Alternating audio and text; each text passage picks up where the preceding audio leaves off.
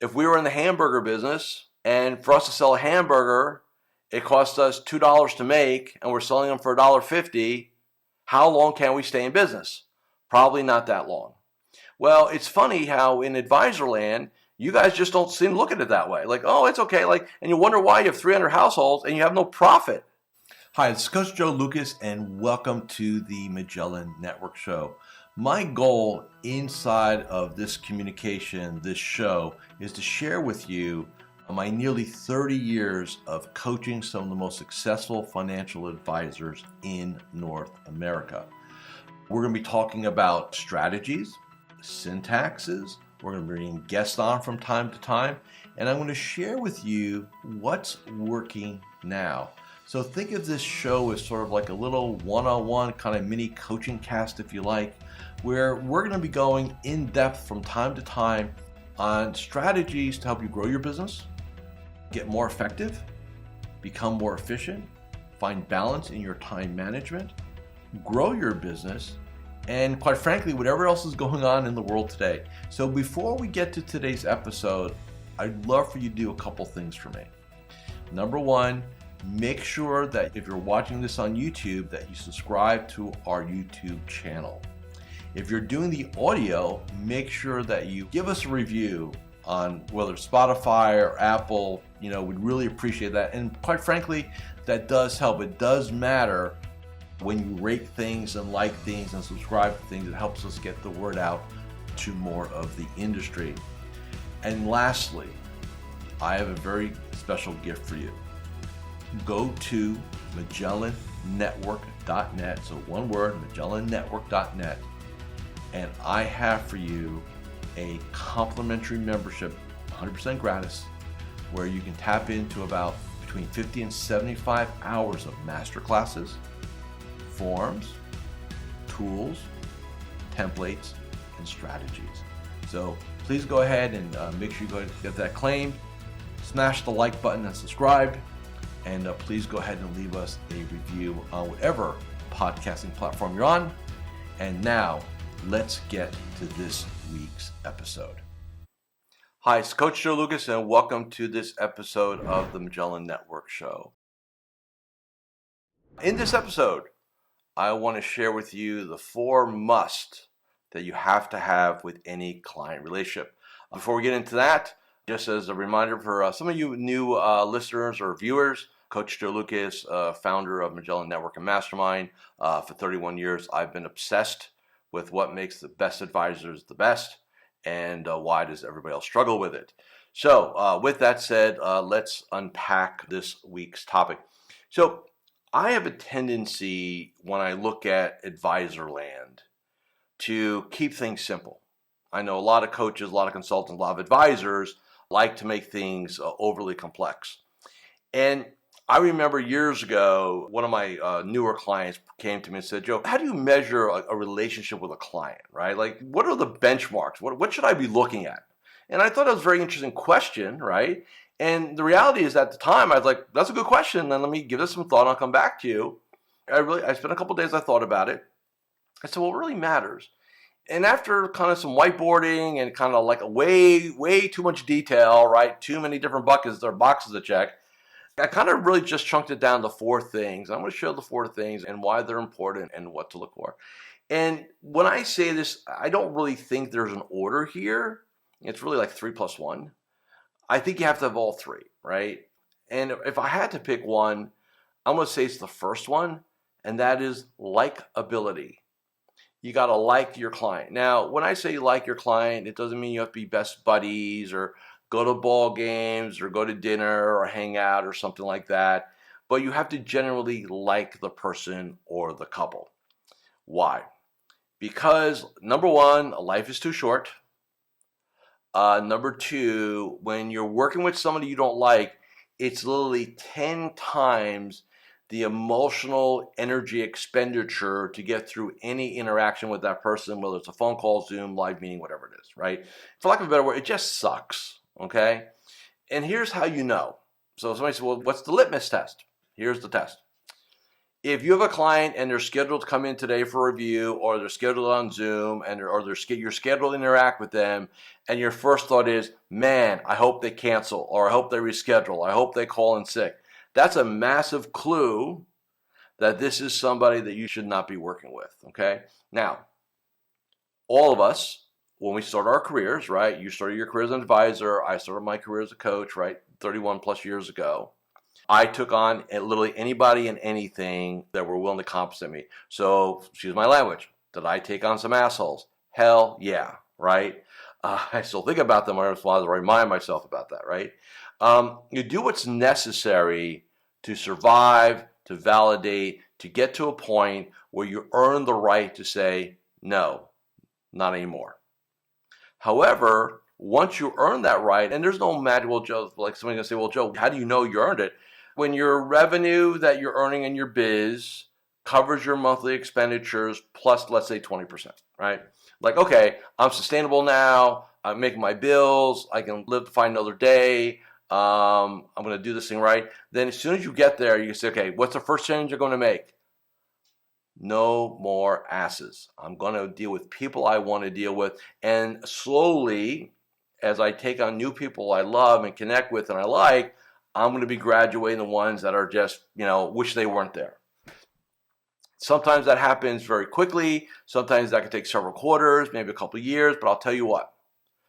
You wake up one day and you love your clients. Like when I did this about 15 years ago, maybe 20 years ago, I was like, you start feeling better. You're happier. You're less stressed out. And remember this is really important. Just because somebody's a client or has been a client of yours for many years or decades, they do not have a lifetime contract with you that you're always going to take care of them, especially if they mistreat you or mistreat your team. Probably mistreat your teams worse, right? That's a total lack of respect. So number one is likability, right? You got to like them, and that's the way you handle it. Number two, profitability. Now, next week, I'm going to do a topic on profit versus nonprofit, right, in terms of businesses. I'll just say this. You need to know what it costs you to take on a client, okay? And there's a cost there. Don't tell me, well, no. There's overhead, there's staff, there's your salary. There's cost there, and it's very rare that it doesn't fall between $2,500 and $5,000 per household to run, right? That's not profit. That's just what it costs you to open up, to put them on the platform, take care of them, staff time, do the reviews, time, and stuff like that, right? It's going to be $2,500 to $5,000, depending on your cost models, right? Hi, Coach Joe Lukacs here, and I'm just breaking here for a moment just to do a couple quick reminders. Number one, make sure you subscribe to our YouTube channel or our podcast. In addition, please leave a comment or a review. Those things really, really matter. And share this episode with 3 of your colleagues inside the financial services space. And lastly, make sure that you go ahead and claim your free membership inside of Magellan Network. Now back to this week's episode. So if you're taking on a bunch of clients and you're not pricing yourself properly, or you're saying yes to the wrong people, so you're taking on a household that really can't pay you where you're at least break even, right? So you're losing money. So listen to this. This is really important. If we were in the hamburger business, right, and for us to sell a hamburger, it costs us $2 to make, and we're selling them for $1.50, how long can we stay in business? Probably not that long. Well, it's funny how in advisor land, you guys just don't seem to look at it that way. Like, oh, it's okay. And you wonder why you have 300 households and you have no profit. Joe, I got 300 households, but I can't hire an assistant. Like, why is that? How is that reality? Because you underpriced it and or you took on the wrong people. Right. Now, how do you come up with price? I know, I keep hearing about 1%, 1%. Like who came up with that? Was there an industry Moses that came off a mountain and said, hey, this is what it's going to be for everybody, plus or minus, 25 basis points? Like, how did we end up here, right? And the reality is nobody knows. Well, industry, we put out surveys. Yeah, but those fees were already established. So how did they establish them before they did the surveys, right? So point being is this. It's about profits. So keeping things very simple, Here are my observations. Your larger clients massively subsidize your smaller clients. So if I've got 5 to 10 million, $2 to $4 million households up here, and I'm trunking on, let's say, $25 to $75,000 a year of revenue, gross revenue from those households, they are subsidizing all my smaller households, right? Because that's just the nature of it. A lot of times when I look at pricing, it's not so much I got to go deal with my $1 million plus households. It's, hey, we got a bunch of under $500,000 that we just can't do a percent on. It's got to be 1.25, 1.5, or a planning fee. There's got to be something here to generate minimum profitability. Like I said, it costs you between $2,500 and $5,000 per household, typically, right? So if I've got a household at, let's say, $2,000, because I've got a $200,000 household I'm pricing 1% at with no planning fee, like, I am not making money. I am losing money, okay? That is the antithesis of capitalism 101. We're here to make a profit, right? So think like a business person. Do you need to raise that fee? Yeah, 12515, easy, right? And now, why won't most advisors do that? They look in the mirror and they ask themselves, am I worth it? So a lot of advisor pricing comes down to self-identity, self-worth, what they think they're worth. They justify it by looking at what I call industry or market forces, but ultimately what it boils down to the self-perception of the value you create, and that's an internal identity challenge. That is not a practice management challenge, okay? So, but anyway, likability, profitability is number one. Number two. Number three, coachability. Do they take advice? Do they trust you? So, for example, if you bring a client in or you're talking to a client and you want to make a recommendation on whatever it is, whether you have discretion or not, and they literally fight you, well, I'll get back to you. Let me think about it. I don't know. Da-da-da. Why are we doing this? They come back 2 months later. Hey, why are we still doing this? Like, in other words, they question everything you do. They second guess you. They sometimes want to unwind things. They question fees all the time, right? Like, just that. And everybody knows what that means. That's not coachable. They come unprepared for reviews. When you ask them for things, they don't get them to you, right? They don't follow through. They don't follow up. All those things. They don't behave well in terms of being coachable, right? So think about this. If I've got a small client that I'm eking out a small profit with, so I like them, not really super profitable, but man, they are not coachable. You've now lost money. They're now not profitable because all the energy that you've got to put into them to kind of keep them on board, get them to take action on things, discretion or not, is just problematic, right? So they've got to be coachable. If they're not coachable, again, you better be getting compensated really well. Ideally, we just don't deal with these people. I mean, just not worth it, right? And I'll say this, and this little sidebar, then we'll get to the fourth one. Reputation in this game matters. Like, one of the things that I have, when I'm looking to take on an advisor, or they reach out to me, they want to hire me as their coach. The one thing I'll always say is, look, we're going to talk, we're going to get a feel for each other, and if it's not a good fit, we don't need to do it. And I say it like this, I say, look, I'd rather you have no experience with me than a poor experience with me, right? Because my reputation matters. So I think that's an approach that all of you need to adopt. Like, don't take somebody on that and remember something. There's two voices in your head, your gut and your ego, right? The ego saying, oh man, we can make this work, we'll figure it out, da-da-da-da, they got $2 million. They could be a flaming idiot, but I'll figure out how to make it work with them, right? The gut says, hey man, this is just not something we want to fool with. They're going to be high maintenance. We're going to regret taking them on. It's just going to be miserable for us, miserable for the team. If you're having that dual conversation with yourself, listen to your gut 100% of the time. Your gut is your truth teller. Your ego is pushing results. So keep that in mind, okay?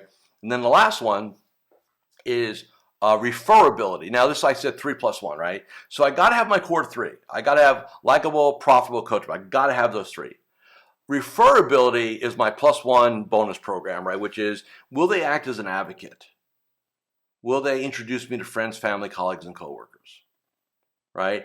And we all know that you can't mandate this. You have clients, as I have clients also, who, quite frankly, from my perspective, I've saved their asses, I've resurrected their careers, and you know what? Unless I literally probably held a little gun to their head, I'll never get a name. They're not wired for it. right? I can ask, I can cajole, I can remind them, I can do all these things, right? They're just not wired for it. And you have some of your best clients that are not wired for it. It is what it is. It's just human nature 101. But you do have clients that are wired for it, which is a whole different topic we're not going to get into today. So referrability is my plus one, if that makes sense. So here's what I'd have you do as a little exercise, kind of take home, if you will. Takeaway. I would take, and I've got clients that have done this, is I would take the top three, right? The core three, right? Likable, profitable, coachable. I would have all your clients in a column on a spreadsheet. And then I'd have row, likable, profitable, coachable. Then I'd have, referrable. And for likable, 1 to 5, profitable, 1 to 5, coachable, 1 to 5, and then referrable, yes, no, right? And I would rank my clients. I don't really do that anymore in my business here because I just don't deal with people I don't like anymore. So I've graduated to that. If I like you and you want something and we can make it work, we're going to rock it out. You're going to check all my boxes for me, including the referral box. But that's the way I play. I challenge you guys to do this exercise. It will really open your eyes. And then also what it does, it kind of tells you, it's kind of a way of doing kind of a version of segmentation that's not just economically driven or asset driven, right, from that perspective. So that's what I got for you guys this week. So again, share this video or forward this podcast, depending how you're consuming the content here, to people in the game that you think this would be valuable. And make sure you check out MagellanNetwork.net. I've got 30 days on me for you. And that's about a $500 value. Totally gratis. So take advantage of that. And I'll see you guys next week for the next episode of the Magellan Network Show. Thank you for watching or listening to this episode of the Magellan Network Show. Hey, if any of this resonated with you, I invite you to come to MagellanNetwork.net, and we have a powerful group coaching community of like-minded advisors. Come in for a trial. You and I will have a one-on-one conversation. Let's see if I can help elevate your game, both personally and professionally.